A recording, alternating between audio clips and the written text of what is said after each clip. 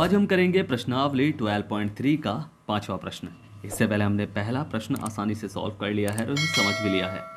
जो हमारे चैनल पर नए हैं वो पिछली वीडियो को हमारी प्लेलिस्ट पे जाकर देख सकते हैं, या फिर मैंने उन वीडियो की लिंक डिस्क्रिप्शन बॉक्स में भी दी हुई है, आप वहाँ जाकर भी उन वीडियो को देख सकते हैं। और चैनल को सब्सक्राइब करना बिल्कुल ना भूलिएगा, शेयर जरूर करना है और लाइक भी। ठीक है, आज का जो आपका प्रश्न है वो विज्ञान से है। आपको मुझे बताना है कि जब कोई श्वेत प्रकाश किरण प्रिज्म से गुजरती है तो किस रंग का विचलन सबसे कम होता है और किस रंग का विचलन सबसे अधिक होता है। इसका आंसर आपको मुझे कमेंट बॉक्स में लिखकर भेजना है। तो चलिए शुरू करते हैं प्रश्नावली 12.3 का 5वां प्रश्न। इसमें दिया गया है कि भुजा 4 सेंटीमीटर वाले एक वर्ग के प्रत्येक कोने से 1 सेंटीमीटर त्रिज्या वाले एक वृत्त का चतुर्थांश काटा गया है। नोट करना है इसे, चतुर्थांश काटा गया है। तथा बीच में 2 सेंटीमीटर व्यास वाला एक वृत्त भी काटा गया है, जैसा कि आकृति 12.23 में दिया गया है। ठीक है, तो वर्ग के शेष भाग का क्षेत्रफल ज्ञात कीजिए। वर्ग के शेष भाग का क्षेत्रफल ज्ञात कीजिए, यानी जो छायांकित हुआ है ना पूरा का पूरा। भाई वृत्त को हटा दो, चारों कोनों को हटा दो और बीच में मतलब ये सारा हटाने के बाद जो क्षेत्रफल बच रहा है उसके हम ज्ञात करना है। ठीक है, तो चलिए हल करते हैं इस प्रश्न को। तो प्रश्न को ध्यान से पढ़ना है कि हमें वर्ग के शेष भाग का क्षेत्रफल ज्ञात करना है, यानी इसे हटा के, इसे हटा के, इसे हटा के, इसे हटा के और इसे हटा के जो क्षेत्रफल बच रहा है ये पूरा एरिया, तो इसका क्षेत्रफल हमें ज्ञात करना है। और वो हम कैसे ज्ञात करेंगे भाई, आपको पता है उसके बारे में। तो थोड़ा सा हमें कैसे ज्ञात करते हैं, हम हमेशा ट्रिक बनाते हैं एक फॉर्मूला अपने हिसाब से बनाते हैं हम। अब उसमें हमें करना क्या है, फॉर्मूले में देखो ध्यान से, हम कैसे निकालेंगे शेष भाग के क्षेत्रफल को पहले समझते हैं। ये वर्ग है और ये 4 सेंटीमीटर का है, यानी ये यहाँ से भी 4 सेंटीमीटर, यहाँ से भी 4 सेंटीमीटर है, यहाँ से भी 4 सेंटीमीटर है और यहाँ से भी 4 सेंटीमीटर है। ठीक है, और ये जो व्यास दे रखा है, ये दे रखा है इसका 2 सेंटीमीटर, तो इसकी त्रिज्या क्या हो जाएगी 1 सेंटीमीटर। इसकी त्रिज्या तो 1 सेंटीमीटर, इसकी भी 1 सेंटीमीटर, इसकी भी 1 सेंटीमीटर, इसकी भी 1 सेंटीमीटर दे रखी।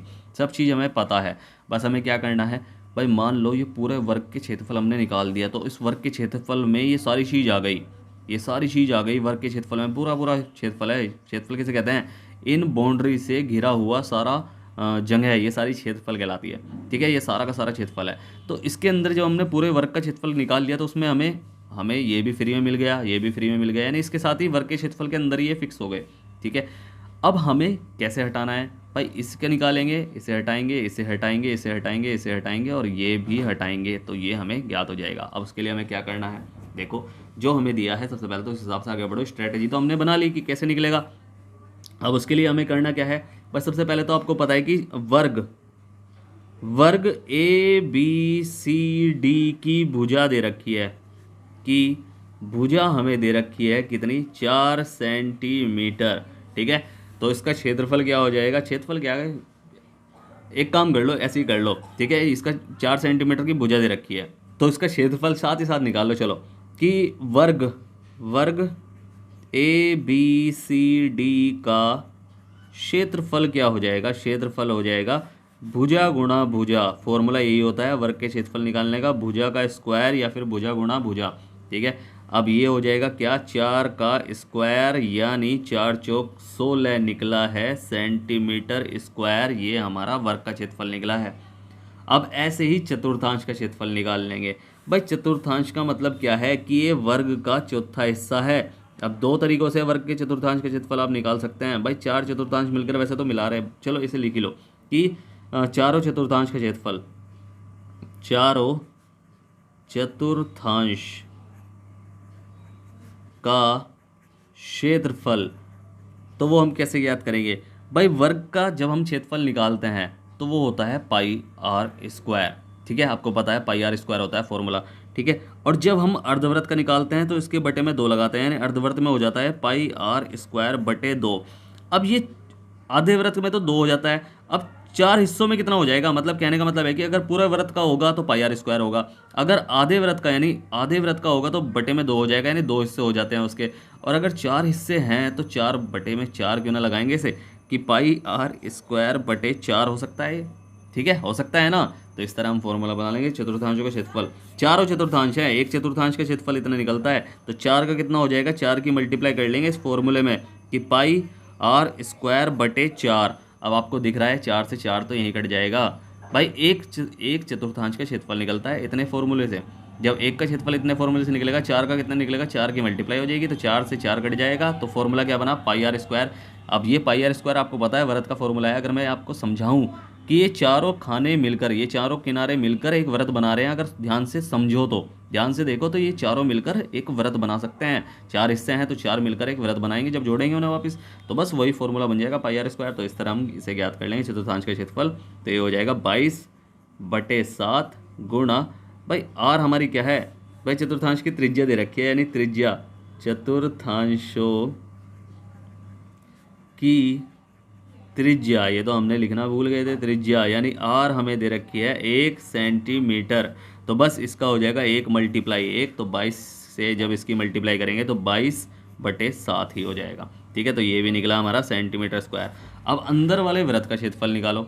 अंदर वाले वृत्त का क्षेत्रफल कैसे निकलेगा, भाई अंदर वाले वृत्त के क्षेत्रफल में देखो ये दे रखी है क्या, इसका व्यास दे रखा है, व्यास 2 सेंटीमीटर का दे रखा है, तो त्रिज्या क्या हो जाएगी 1 सेंटीमीटर। तो हम दे रखे हैं, हम इसे लिख लें कि दिए गए वृत्त का व्यास, दिए गए वृत्त का व्यास हमें दे रखा है 2 सेंटीमीटर। तो इसकी त्रिज्या क्या हो जाएगी 2/2, यानी व्यास की आधी, तो 2/2 यानी 1 सेंटीमीटर हो गया। ठीक है, तो बस इसका क्षेत्रफल क्या हो जाएगा, क्षेत्रफल हो जाएगा पाई आर स्क्वायर। तो ये हो जाएगा 22/7 गुणा आर, यानी ये हो जाएगी 1 × 1 हो जाएगा। तो 1 × 1 हो गया, और बस 22 × 22, 22 × 22, तो ये हो जाएगा 22/7 और ये हो जाएगा सेंटीमीटर स्क्वायर। अब आपको पता है कि इसका क्षेत्रफल हम कैसे निकाल सकते हैं। अभी तो बताया हमने कि भाई वर्ग के क्षेत्रफल में से ये सारे हटाते चले जाओ, चारों तो चतुर्थांशों का क्षेत्रफल, भाई वर्ग का क्षेत्रफल माइनस चतुर्थांशों का क्षेत्रफल, यानी चारों चतुर्थांशों का क्षेत्रफल, और माइनस वृत्त का क्षेत्रफल। ठीक है, तो इस तरह हम ज्ञात कर लेंगे।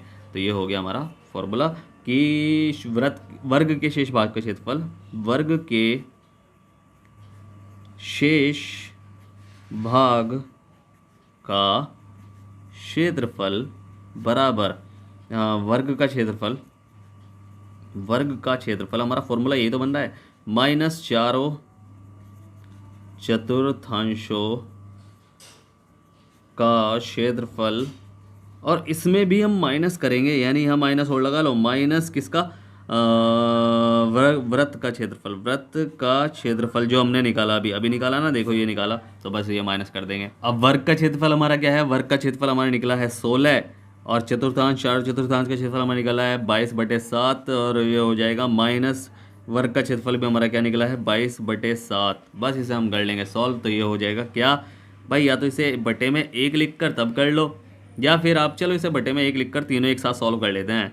ये तीनों एक साथ सॉल्व हो जाएंगे, एलसीएम आएगा तीनों का 7 आएगा, और ये हो जाएगा बटे में 1 हो गया, तो 1 से 7 को भाग करेंगे तो 7 की मल्टीप्लाई हो जाएगी, और यहाँ 7 से भाई इसे काटेंगे 1 की मल्टीप्लाई, 7 से इसे काटेंगे 1 की मल्टीप्लाई, 16 × 32, 16 × 48, 16 × 16, 16 × 7 112 हो जाएगा।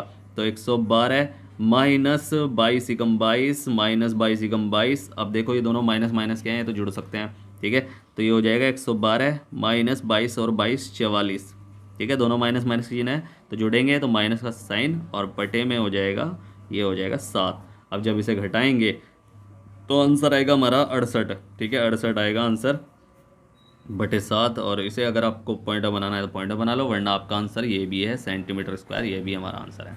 ठीक है, समझ में आया ना प्रश्न। अगर पॉइंटर बनाना है पॉइंटर बना लो, 7 × 63 हो जाएगा, 9 पॉइंट समथिंग आएगा कुछ। ठीक है, तो आप आराम से कर लोगे इसे, और नहीं समझ में आया तो पूछ लेना। ठीक है, तो समझ में आया ना प्रश्न, तो उम्मीद है आपको प्रश्न अच्छे से समझ में आया होगा। अगर आपको प्रश्न अच्छे से समझ में आया है तो आपको क्या करना है, आपको करना है वीडियो को लाइक शेयर करना है, जितना हो सके सब्सक्राइब करना है, आपका अपना चैनल है। ठीक है, अगर समझ में नहीं आया है तो आप मुझसे पूछ सकते हैं, मैंने नीचे टेलीग्राम की लिंक दी हुई है, इंस्टाग्राम की भी लिंक दी हुई है, व्हाट्सअप की भी लिंक दी हुई है, आप कहीं भी जाकर मुझसे कुछ भी पूछ सकते हैं, मैं आपकी पूरी हेल्प करूँगा। और स्टार्टिंग में जो मैंने आपसे प्रश्न पूछा है कि जब कोई श्वेत प्रकाश प्रिज्म से गुजरता है तो किस रंग का विचलन सबसे कम और किस रंग का विचलन सबसे अधिक होता है, इसका आंसर आपको मुझे कमेंट बॉक्स में लिखकर भेजना है। फिर से कह रहा हूँ, वीडियो करें लाइक शेयर करें, जितना हो सके सब्सक्राइब करें, आपका ही अपना चैनल है। तो मिलते हैं फिर अगली वीडियो में, तब तक के लिए bye bye, tata, see you. और चैनल को सब्सक्राइब करना बिल्कुल ना भूलिएगा। Bye bye.